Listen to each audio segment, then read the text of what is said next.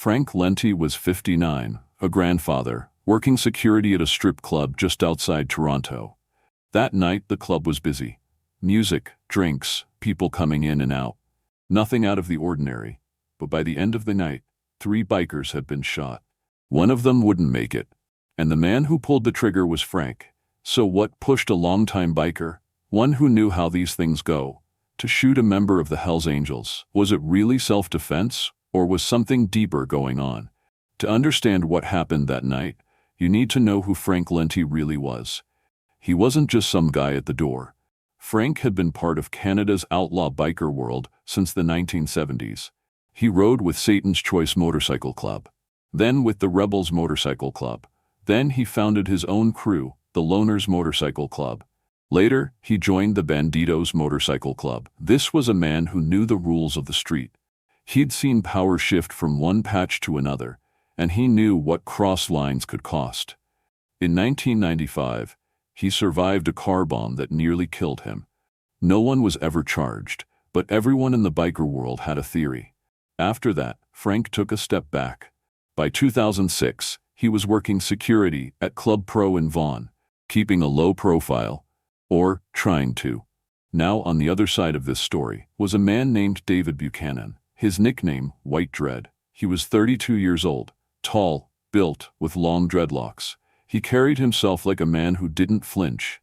Buchanan was the sergeant-at-arms for the Hells Angels Motorcycle Club's West Toronto chapter. That title meant he handled problems, enforced discipline, protected the club. He had a reputation for being aggressive and for not backing down. On December 2, 2006, he rolled into Club Pro with 3 other members of the Hells Angels Motorcycle Club, Carlo Varilli, Dana Carnegie, and Scott Disroche. It was Buchanan's birthday.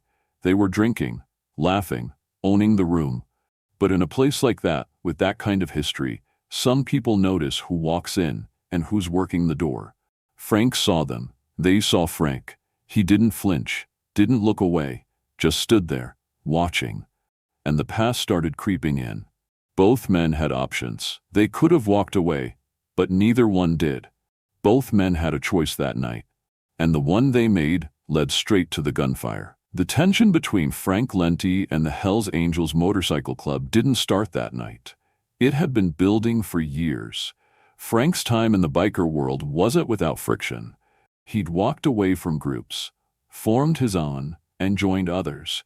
And in a world built on loyalty, patches, and old grudges, every move came with consequences. Some said the Loners Motorcycle Club, which Frank founded, had once resisted Hells Angels' expansion into Ontario. Others whispered that when Frank joined the Bandidos Motorcycle Club, it pushed things even further. What's clear is that there was history between Lenti and the Hells Angels. Bad blood, unspoken rules, and some wounds never healed. At Club Pro that night, things didn't explode right away. For a while, the two sides stayed apart. Frank kept his post by the door. The Hells Angels, Buchanan, Varilli, Carnegie, and Disroche, stayed near the bar, but the tension was there. You could feel it in the way they looked at each other. Then, sometime after midnight, things shifted. Surveillance footage later showed David Buchanan, the Hells Angels sergeant-at-arms, walking up to Frank in the lobby. He squared up close, said something under his breath, then shoved him. Frank didn't react right away. There were no punches, no yelling, but the air around them changed. What was said between them isn't on audio, but whatever it was enough to turn the atmosphere inside out. Within minutes, the confrontation spilled outside. Roughly 1 a.m. The parking lot was mostly empty. A few people were lingering near cars. Others were heading home. No one raised a voice, but everyone nearby felt it, like something about to snap. Then it happened. Frank pulled a 9mm pistol and fired. He shot at all 4 Hells Angels members. David Buchanan was hit first, a fatal wound. He collapsed and died on the scene. Carlo Varilli was shot in the chest. Dana Carnegie took a bullet to the leg. Scott Disroche managed to get away unharmed. It all happened in seconds. When police arrived, Frank didn't run. He didn't argue. He calmly handed over his weapon and surrendered. By 1:30 a.m., The parking lot was blocked off with police tape. Emergency lights flashed red and blue across the building. Inside, the music had stopped. Outside, Buchanan's body lay covered on the pavement. News spread quickly. By morning, the scene was all over local media. A Hells Angels sergeant-at-arms shot dead, 3 others wounded, and the man behind it, an ex-member of the Bandidos motorcycle club and founder of the Loners Motorcycle Club, who was working the door that night. Police launched a full-scale investigation. Ballistics, eyewitness interviews, surveillance footage. All of it would soon point to a single question. Was this cold-blooded murder or a man protecting himself? In the days after the shooting, questions came fast. Why did Frank Lenti open fire? Was it an ambush? Revenge? Or was there more to the story? That's when the footage changed everything. Surveillance cameras inside Club Pro showed the lead-up, and it told a story the headlines didn't.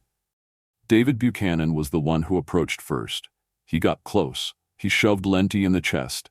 Lenti stayed still. There was no retaliation, no wild swings, no sign of aggression from Frank at all. What happened outside the club, in the parking lot, wasn't the start of the conflict. It was the end of something that had already escalated quietly inside, and importantly, Lenti never pulled his weapon indoors. He didn't threaten, chase, or provoke anyone while inside the building. More importantly, Lenti didn't follow the Hells Angels outside. They exited first. Frank stepped out seconds later. And that's where the confrontation turned fatal. His defense lawyers framed it as self-defense under imminent threat. A man in his late 50s who had been targeted once before in a car bombing, now face to face with 4 younger men from a club he had deep history with. One of them had already laid hands on him. Prosecutors initially pushed for a second-degree murder charge, but the video footage complicated that. So did Frank's age, his prior trauma from the 1995 car bombing, and the fact that he didn't flee the scene. He stayed, handed over his weapon, and cooperated. The court reviewed the footage closely. One line from the judge's remarks stood out. At no point did Mr. Lenti escalate the confrontation. In April 2008, nearly 2 years after the shooting, Frank Lenti pled guilty to manslaughter. He was sentenced to 6 years in prison. It was a lighter sentence than many expected, especially considering the victim, David Buchanan, was a high-ranking member of the Hells Angels motorcycle club. But in the eyes of the court, the footage changed everything. This wasn't a premeditated killing. It was a deadly choice made under pressure. And Frank Lenti, by pleading guilty, avoided what could have been a life sentence. The case slowly faded from headlines. One man was dead, another was behind bars, and most thought that would be the end of the story. But what happened after prison would shock even seasoned investigators. Frank Lenti walked out of prison around 2014. No headlines, no press, no statement. He didn't rejoin any clubs, didn't give interviews, didn't try to rewrite the past. People who knew him said he kept to himself. Lived in Mississauga, just outside Toronto. Kept a low profile, no patches, no noise. But in the world Frank came from, quiet doesn't always mean safe. On a cold night in December 2016, just 2 years after finishing his sentence, Frank Lenti was shot multiple times, outside his own home. He was nearly 70 years old. Someone waited for him, someone pulled the trigger, and once again, Frank's name was back in the news. He survived, but police said it wasn't random. They believed it was a targeted hit, possibly linked to old tensions in the outlaw biker scene. Maybe fallout from the Club Pro shooting, maybe something older.